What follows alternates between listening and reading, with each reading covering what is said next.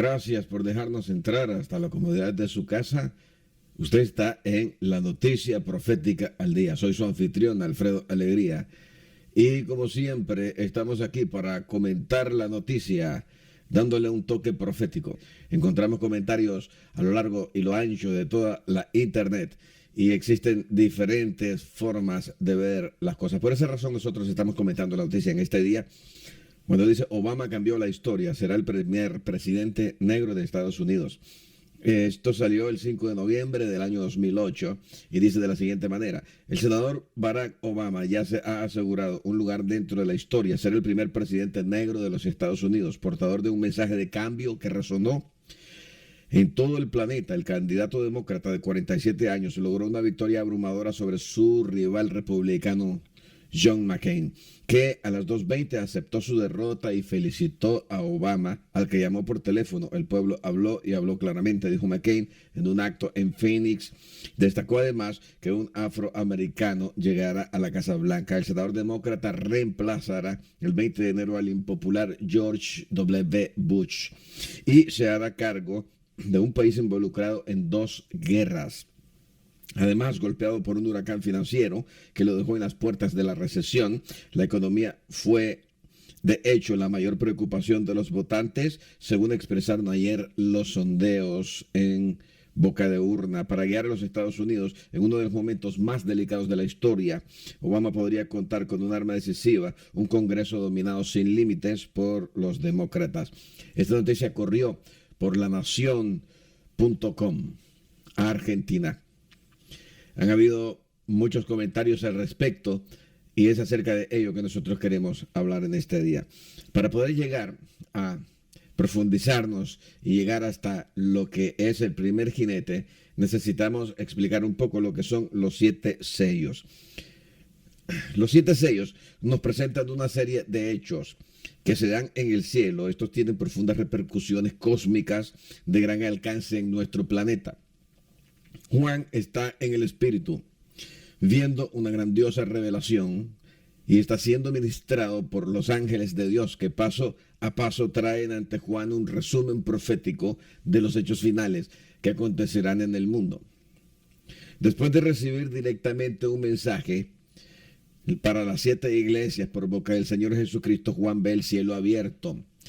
Él está en el Espíritu, dice la Escritura, y nosotros que sabemos lo que fue una puerta dimensional por el conocimiento angélico y el conocimiento de Dios se abre y en un segundo Juan es trasladado hasta el mismo lugar donde Dios está.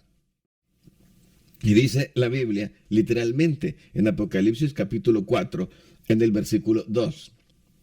Después de esto, mire, y aquí una puerta abierta en el cielo, escuché. Y la primera voz que oí, como de trompeta hablando conmigo, dijo: sube acá y yo te mostraré las cosas que sucederán después de estas. Y al instante, eso fue en un segundo, yo estaba en el Espíritu, y aquí uno sentado en un trono establecido en el cielo, y en el trono uno sentado. Ahora, la razón por la cual Dios hace subir a Juan hasta el tercer cielo es simplemente muy singular. ¿Por qué?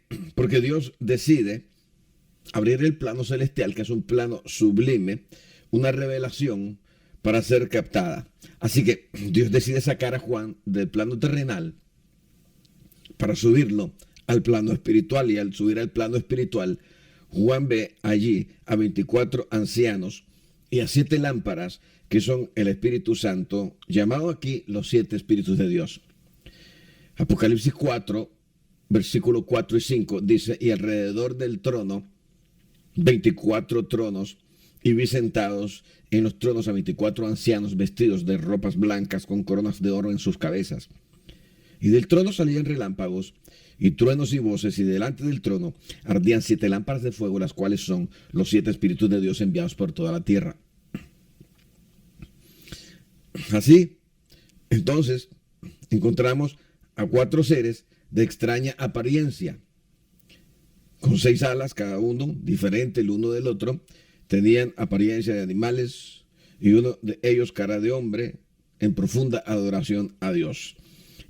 La escritura dice, y alrededor del trono, 4 seres vivientes llenos de ojos, adelante y atrás. El primer ser viviente era semejante a un león, el segundo era semejante a un becerro, el tercero tenía rostro como de hombre y el cuarto era semejante a un águila volando. Y los 4 seres vivientes tenían cada uno 6 alas y no cesaban de día y de noche de decir: Santo, santo, santo es el Señor Dios Todopoderoso, el que era, el que es y el que ha de venir. La Biblia presenta el capítulo final de la redención de la humanidad. Es en ese punto en que estamos ubicados ahora mismo. El capítulo final de la redención de la humanidad. Los ejércitos celestiales están reunidos alrededor del trono de Dios. Toda actividad en el cielo se centra ahora exclusivamente alrededor del trono de Dios. Él está sentado en su trono con el libro de la vida abierto en su mano, no abierto todavía, sellado con 7 sellos, esperando a que alguien lo tome para que dé inicio a la magna ceremonia en el cielo, la ceremonia de la consumación de la redención de la humanidad. Entonces, tenemos aquí una gran expectativa. La expectativa es enorme. Ninguno de los que viven en el cielo debe de perderse los detalles de lo que está por suceder en los siguientes segundos en el tiempo de Dios en el cielo, ya que el cumplimiento de la redención del ser humano está ahora por sellarse. El inicio de la 70 semana empezará cuando se rompa el primer sello. Nosotros tenemos evidencias en las escrituras cuando empieza la 70ª semana, un versículo que te lo dice claramente, sin especulaciones, sin análisis, sin teologizar, sin inventar, sin paralizar o sin sacar conclusiones lógicas. Es Daniel 9:27 cuando habla cuál es el inicio de la 70ª semana. El inicio de la 70ª semana empieza cuando un príncipe que había de venir haría un pacto, confirmaría un pacto con muchos. Después de esto, haría cesar el sacrificio y la ofrenda a la mitad de la semana. Estamos hablando de semanas de años. Las personas que están familiarizadas con las 70 semanas de Daniel saben de lo que estamos hablando, y los cristianos que han investigado saben que Dios mide el tiempo en bloques de 7 años. Eso está, y un principio de medición del tiempo que se encuentra a partir del libro del Génesis. No me meteré en ello, pero veamos lo que dice la escritura. Estamos hablando acerca del momento en que Dios está sentado en el trono con el libro. Y miré que en medio del trono y de los 4 seres vivientes y en medio de los ancianos estaba en pie un cordero como inmolado y tenía 7 cuernos y 7 ojos. Yo no creo que literalmente Jesucristo tenga 7 cuernos y que tenga 7 ojos en su rostro ahora. Pero esta es una de las formas metafóricas que se presenta al cordero inmolado. Lo que él vio fue un cordero, él no miró la persona del Cristo que él vio caminar aquí sobre la tierra. Así es que en parte Apocalipsis es metafórico, no totalmente como algunas personas lo dicen. Hay personas que tratan de hacernos creer que todo lo que está en Apocalipsis es 100% metafórico. No, hay cuestiones que se van a dar literalmente, y para ello nosotros debemos de tener suficiente perspicacia y capacidad de análisis para poder separar cuando la situación es simplemente metafórica y cuando es literal. Y yo sé que eso varía dependiendo de la cosmovisión de cada persona. Y vino y tomó el libro en la mano derecha del que estaba sentado en el trono. Y cuando lo hubo tomado, los 4 seres vivientes y los 24 ancianos se postraron delante del cordero, y todos tenían arpas y copas de oro llenas de incienso, que son las oraciones de los santos. Y cantaban un cántico nuevo diciendo: digno eres de tomar el libro y de abrir sus sellos, porque tú fuiste inmolado y con tu sangre nos has redimido para Dios de todo linaje y lengua y pueblo y nación, y nos has hecho para nuestro Dios reyes y sacerdotes, y reinaremos sobre la tierra. Note que Jesús es visto por Juan no con forma de hombre, sino con la forma de un cordero, con 7 cuernos que representan la autoridad completa y total del Padre sobre Jesús, sobre Yeshua, el Hijo. ¿Quién dijo en Mateo 28:28, toda autoridad me ha sido dada en los cielos y en la tierra, por tanto, id, cuando manda a los discípulos a ganar discípulos a las naciones? Note también, y los 7 espíritus de Dios están en él. ¿En quién? En Cristo. Aquí el Espíritu Santo no está representado por 7 elementos delante del trono de Dios, que son las 7 lámparas de fuego, sino por los 7 ojos. El hecho que los 7 espíritus de Dios estén sobre Jesús significa que Jesús tiene toda la autoridad para hacer uso de ellos. O sea, para hacer uso de los ojos, para hacer uso de los 7 espíritus, es decir, del Espíritu Santo, y enviarlos a cumplir misiones. Y cuando digo enviarlos, porque son 7, nos referimos al Espíritu Santo, podríamos también decir en singular, decir enviarlo a cumplir misiones por toda la tierra, los cuales son los 7 espíritus de Dios enviados por toda la tierra, dice la Biblia. Ahora que Jesús tiene el libro en la mano, el ambiente explota en cantos de alabanza, millones de almas redimidas que esperan de Dios, todas las promesas maravillosas como tener cuerpos transformados y ministerios eternos al servicio de Dios y de su Cristo, cantaban un cántico nuevo, diciendo: digno eres de tomar el libro y de abrir sus sellos, porque tú fuiste inmolado y con tu sangre nos has redimido para Dios, de todo linaje y lengua y pueblo y nación, y nos has hecho para nuestro Dios reyes y sacerdotes, y reinaremos sobre la tierra. Esto no puede ser un canto de ángeles, pues los ángeles no necesitan ser redimidos, ni serán hechos reyes y sacerdotes tampoco, ni reinarán sobre la tierra. Este es un canto hecho por seres humanos en espera del cumplimiento de las verdades bíblicas. Ahora, llegamos al momento en que se abre el primer sello.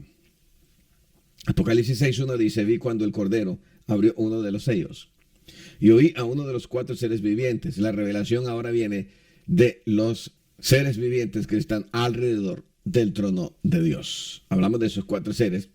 Son seres ardientes, serafines. Y le dijo el serafín: ven y mira.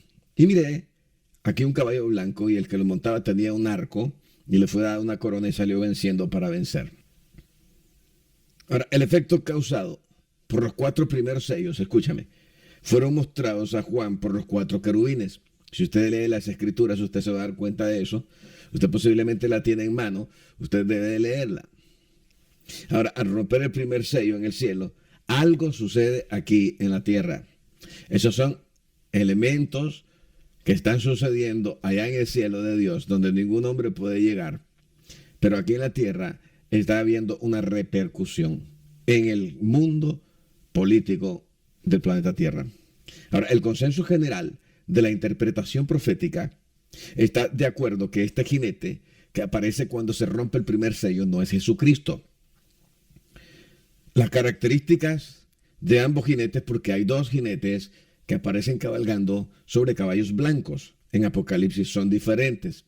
Veamos lo que dice la Escritura. En Apocalipsis capítulo 19, del versículo 11 al 16, te habla de ese otro jinete que estoy mencionando, que aparece también montado sobre un caballo blanco. Entonces vi el cielo abierto, y aquí un caballo blanco, y el que lo montaba se llamaba Fiel y Verdadero, y con justicia juzga y pelea. Sus ojos eran como llama de fuego, y había en su cabeza muchas diademas, y tenía un nombre escrito que ninguno conocía sino él mismo. Estaba vestido de una ropa teñida en sangre, y su nombre es el Verbo de Dios. Y los ejércitos celestiales, vestidos de lino finísimo, porque algunas personas dicen que los ángeles no están vestidos de lino finísimo y limpio, y le seguían en caballos blancos. De su boca sale una espada aguda para herir con ella a las naciones, y él regirá con vara de hierro, y pisa el lagar del vino del furor de la ira del Dios Todopoderoso. Y en su vestidura y en su muslo tiene escrito este nombre: Rey de Reyes y Señor de Señores. Entonces, estamos hablando acerca de la diferencia entre estos 2 jinetes, y hay varias diferencias que podemos nosotros mostrar. Quizás mostramos unas 6 diferencias. Primero, el jinete del primer sello tiene una corona, pero Cristo tiene muchas coronas en su cabeza. Segundo, el jinete del primer sello tiene en su mano un arco sin flechas. El arco es un arma humana, y la razón por la que no tiene flechas es porque viene como un pacificador mostrando su rostro de buena voluntad. Cristo no tiene arma en sus manos, pero tiene un arma en su boca, es una espada, y viene por segunda vez como rey guerrero, no a dejarse crucificar, como lo hizo la primera vez.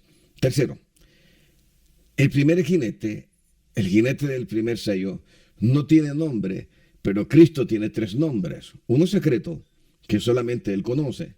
El segundo nombre, que es el Verbo de Dios, y el tercer nombre, que es Rey de Reyes y Señor de Señores. Cuarta diferencia. El jinete del primer sello no tiene manchas en sus ropas, si no Juan lo hubiera notado. Cristo tiene sus ropas manchadas con sangre como señal y testimonio público para todos los que no entendieron y negaron el sacrificio redentor, quienes lo verán en su segunda venida y lo reconocerán como el mismo Yeshua de Nazaret. Quinta diferencia. El jinete del primer sello no tiene ninguna característica llamativa en su rostro, pero Cristo impacta con sus ojos que parecen llamas de fuego. Diferencia 6 entre los dos jinetes.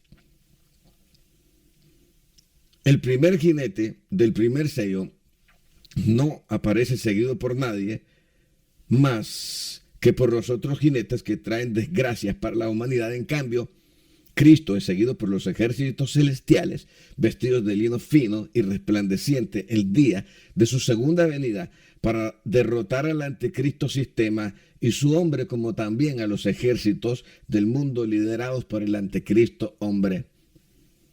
Este jinete, que sale cuando se rompe el primer sello, es el príncipe del pacto de Daniel 9:27, el cuerno pequeño, al cual también llamamos nosotros anticristo hombre. Quien se presenta al mundo como un hombre de paz, probablemente será un hombre, un político, ganador de un premio Nobel de la Paz. Este entrará en el mundo y será reconocido por los hijos de Dios por medio de las maniobras políticas cuando establezca un pacto falso. ¿Por qué digo que será reconocido por los hijos de Dios? Israel lo reconocerá y también lo reconocerá la iglesia de Jesucristo que se encuentre en esos momentos sobre la faz de la tierra. El último versículo de Apocalipsis, capítulo 12, dice que este hombre hará la guerra contra la descendencia de la mujer. Oiga bien, los que guardan los mandamientos de Dios y el testimonio de Jesucristo. Entonces nos referimos al pueblo de Dios. Por eso estos podrán reconocerlo cuando entre a través de ese pacto falso de paz de corto tiempo, de corta duración, entre Israel y Palestina. Así que logrará pacificar el Oriente Medio por ese corto periodo y el mundo no podrá reconocerlo, aunque se le explique quién es él detalladamente. El hecho de permanecer en un estado de escepticismo es simplemente por el estado de ceguera espiritual en la que Satanás ha bloqueado el entendimiento, la capacidad de ver las cosas a las personas. Algunos, conociendo las diferentes posturas en materia de interpretación, lo tendrán ante sus ojos, pero no lo podrán ver. No se darán cuenta que es el anticristo hombre liderando el anticristo sistema. Sin embargo, otros permanecen en ignorancia por juzgar las doctrinas de Cristo y su iglesia como ridículas, tontas, absurdas y exclusivistas. Otros por tener demasiada sabiduría humana en la cabeza. El conocimiento secular hace que los temas espirituales pierdan valor ante sus ojos y sean tenidos por nada. La Biblia dice: por esto Dios les envía un poder engañoso para que crean la mentira, a fin de que sean condenados todos los que no creyeron a la verdad, sino que se complacieron en la injusticia. Segunda de Tesalonicenses, capítulo 2, versículos 11 y 12. Ahora bien, el cuerno pequeño, o el anticristo hombre, recibe corona de autoridad por parte de Satanás. La Biblia dice: y le fue dada una corona, y vence a todos sus oponentes en el plano político por medio de la diplomacia y la guerra armada. En Apocalipsis 6:1 dice: y salió venciendo y para vencer. Para miles de personas que vieron el ascenso del presidente Barack Obama, por la forma que se dieron las cosas primarias y por la forma que se han desarrollado las cosas en el plano secundario, en el primer y el segundo periodo presidencial, dicen que él es el anticristo. Personas que lo dicen abiertamente en el foro de internet y dan sus razones. Primero, entre las personas que dicen que él es el anticristo, ellos hacen ver la forma en que se dio su triunfo, celebrado en el estadio de los Broncos de Denver, Colorado. Ha llamado la atención al ojo del analista curioso al ver sobre las gigantescas pantallas en el estadio de los Broncos en Denver, Colorado, al monumento de un caballo blanco parado sobre sus dos patas traseras. Muchos se preguntan, ¿por qué escogieron el estadio de los Broncos con su estatua blanca y no otro lugar? Otra de las cosas y características que las personas que apuntan directamente de una forma dogmática que el presidente actual de los Estados Unidos, Barack Obama, es el anticristo, es la celebración global. Por los medios noticiosos se mostraron los diferentes escenarios donde los políticos del mundo, aún antes que se decretara el triunfo en el año 2008 en el primer periodo, dieron palabras de aprobación, entre ellos Nicolás Sarkozy de Francia, José Manuel Barroso de la Unión Europea, Hamid Karzai de Afganistán, Felipe Calderón de México, Hu Jintao de China. Aún se unen a esta celebración mundial millones de personas en los diferentes países alrededor del globo, saltando de alegría y dando sus palabras de aprobación por el triunfo del nuevo presidente de los Estados Unidos, una nueva estrella a nivel mundial. Tercero, algunos de los que acusan y apuntan al presidente Barack Obama, llenando características del anticristo hombre, dicen que fue el primer presidente de los Estados Unidos en mofarse de la Biblia. Esto, dicen ellos, sucedió en la primera comparecencia o rueda de prensa que hizo público durante la primera administración. Or should we just stick to the Sermon on the Mount, a passage that is so radical that it's doubtful that our own Defense Department would survive its application? So before we get carried away, let's read our Bibles now. Folks haven't been reading their Bible. Número 4. Mencionan que solamente el hecho de haber recibido el Premio Nobel de la Paz por haber dicho estar opuesto a la proliferación de las armas nucleares antes de cumplir el primer año de presidencia lo pone ante los ojos de muchos analistas proféticos como el falso príncipe de paz. Aún muchos se preguntan, hoy después de haber ya terminado su primer periodo, ¿por qué le otorgaron el Premio Nobel de la Paz? Aún hay también quienes piden que le sea suspendido el Premio Nobel de la Paz, esto por el desarrollo de los hechos políticos en la actualidad en el Medio Oriente. Hablamos del problema de Siria. Número 5. Las personas que apuntan al presidente actual también mencionan que luego, después de haberse mofado de la Biblia el 11 de septiembre del año 2011, Barack Obama lee la Biblia ahora con muchísimo respeto y solemnidad. Específicamente, lee el Salmo 46. Dice en el verso 10, estad quietos y conoced que yo soy Dios, seré exaltado entre las naciones, enaltecido seré en la tierra. Be still and know that I am God. I will be exalted among the nations. I will be exalted in the earth.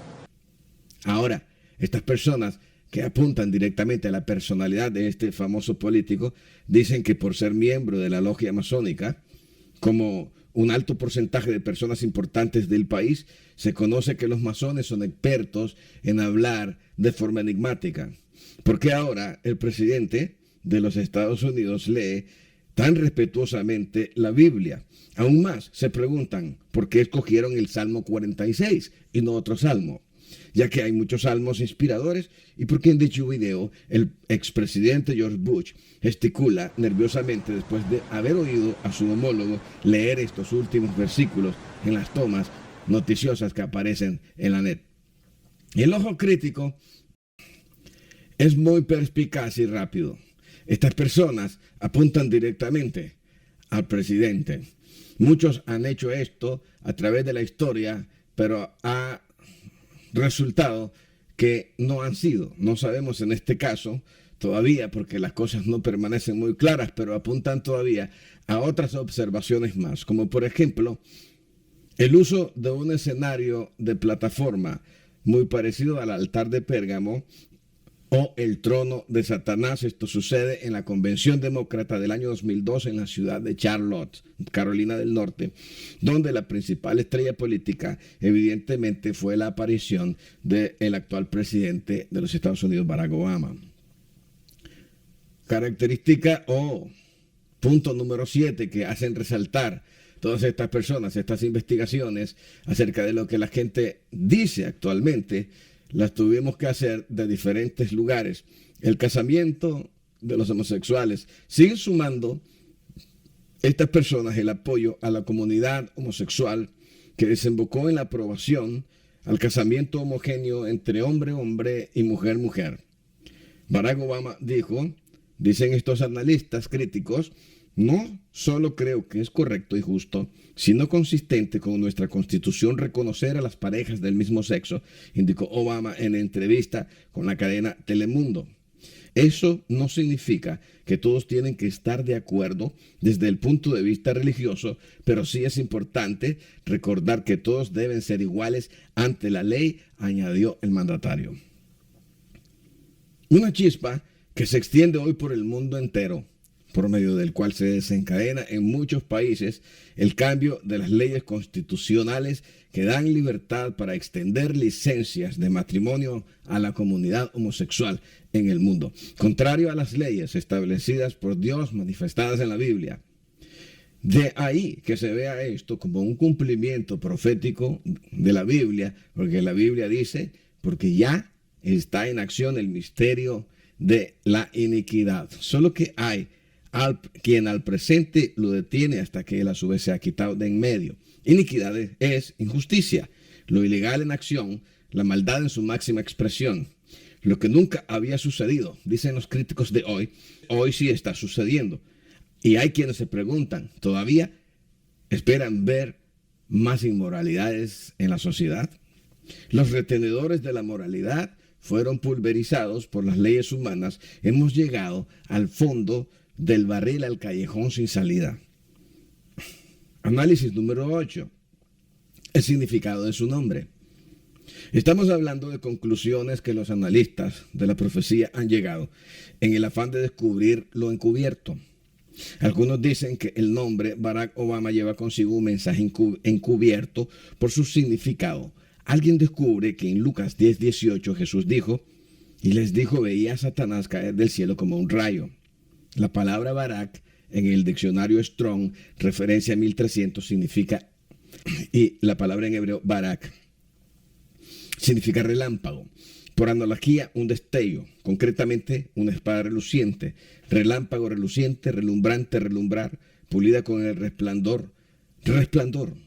Bamá, palabra hebrea que está en Strong, en la referencia H 1116, de una raíz que no se usa, que significa ser alto, elevación, altura, cumbre, lugar alto, ola. Dos palabras que juntas suenan así, Barack Obama.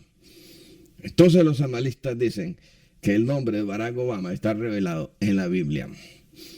Número 9, se habla del viaje que el presidente Barack Obama tuvo a Israel a principios del año 2013. La noticia circuló por la net bajo un título, Obama en hebreo, diciendo nuestro pacto es eterno con Israel. Entonces algunas personas apuntan al príncipe del pacto, a esta personalidad. Número 10, el saludo que dio también en Israel a la comunidad judía. Esto circuló por Iton Gadol, Noticias de Israel. El presidente de los Estados Unidos, Barack Obama, saludó hoy lunes a la comunidad judía y envió sus mejores deseos con motivo de la festividad de la Pesá o la Pascua judía. Señaló que la Casa Blanca se prepara para realizar su propio seder de Pesá, es decir, su propio rito de Pascua, una tradición que comenzó hace 5 años, meses después de ser elegido presidente. Número 11, en el viaje también, y lo mencionan estas personas, el carro que se llama La Bestia. Hay además quienes mencionan el nombre del supercarro blindado que ha sido llamado La Bestia, vehículo que fue trasladado para Israel para ser usado por el presidente Barack Obama en su gira por Israel a principios de este año. Número 12, se habla acerca del sello de la marca 666. poniendo como sello los críticos seculares, se oponen al plan de salud del presidente Barack Obama, y los analistas proféticos dicen que este presidente es el anticristo hombre, porque por medio del cambio en materia de salud se promueve la instalación de un chip dentro del cuerpo de los seres humanos. En la sección 25-21, los que señalan estos en la página 1000, con el título "El gobierno establecerá un registro nacional de dispositivos médicos", y hay una pregunta que dice: ¿qué significa un registro nacional de dispositivos médicos? El registro nacional de dispositivos médicos HR 3200, cobertura de salud, página de la 1000 a la página 1008, G1, el ministerio establecerá un registro nacional de dispositivos médicos. En esta subsección se menciona como registro para facilitar el análisis de los datos resultantes y la seguridad de cada dispositivo que A, sea o haya sido usado por el paciente, B, y sea un dispositivo de clase 3 o un dispositivo de clase 2 que sea implantable de soporte o sustento de vida.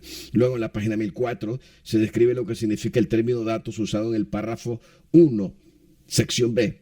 B, este párrafo, el término de datos se refiere a la información referente al dispositivo descrito en el párrafo 1, incluyendo datos de órdenes médicas, datos de consulta de los pacientes, en fin, la información del paciente dentro de ese dispositivo.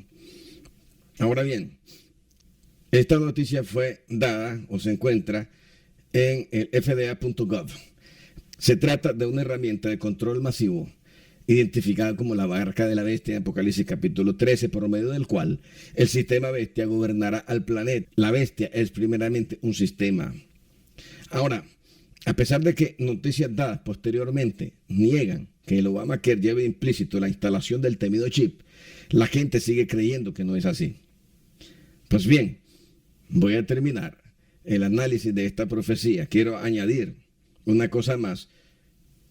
El señor Abraham Noam Chomsky, que es un lingüista, filósofo y activista estadounidense, profesor de lingüística del Instituto Tecnológico de Massachusetts, es una de las figuras más destacadas en lingüística del siglo XX y ha sido señalado por el New York Times como el más importante de los pensadores contemporáneos. Chomsky dijo a RT: Estados Unidos se declara el dueño del mundo al margen del derecho internacional. En la entrevista, Chomsky le dice al diario, oiga bien, del New York Times: si usted lee el New York Times ayer, en la portada de un gran artículo sobre la captura de Abu Anas, objetivo yihadista en Libia, lea el artículo hasta el final y verá una cita del secretario de Estado, a quien le preguntan en una conferencia de prensa si esta captura fue legal, y que dice así: sí, esto es legal porque está de acuerdo con la legislación estadounidense. Esto significa que la ley estadounidense dice que podemos ir a cualquier país que nos guste y secuestrar a quien queramos, y que eso es legal. Supongamos que Al Qaeda o algún otro país, Yemen o el que sea, llega a Estados Unidos y secuestra a John Kerry. ¿Es eso legal según sus leyes? Lo que esto significa es que nos declaramos dueños del mundo y lo que decimos se aplica universalmente. No importa lo que el derecho internacional estipule, nadie más tiene estos derechos, dijo Chomsky. Pues bien, de acuerdo a esta crítica, digo esta crítica hablando de la crítica de Chomsky y la crítica que los críticos han hecho respecto a la personalidad del presidente Barack Obama. Los Estados Unidos son actualmente el país que marca el paso para que las demás naciones lo marquen sujetándose a sus políticas globales. Después de escuchar las posibilidades acerca de quien muchos apuntan ser el anticristo hombre, debo recordarle que en otras generaciones ya se han hecho análisis similares señalando a famosos personajes del mundo de la política. Y la pregunta es esta: ¿quién es quien finalmente tiene la razón? El tiempo será un factor determinante para que Dios aclare los misterios proféticos. Recuerde las palabras del ángel de la revelación en los días de la voz del séptimo ángel, cuando él comience a tocar la trompeta, el misterio de Dios se consumará. Apocalipsis 17. Hoy podemos estudiar la noticia, podemos analizar la profecía, podemos aplicar la noticia a lo profético, pero es Dios quien tiene la última palabra. Usted estuvo en la noticia profética al día. Este fue su anfitrión, Alfredo Alegría. Muchas gracias.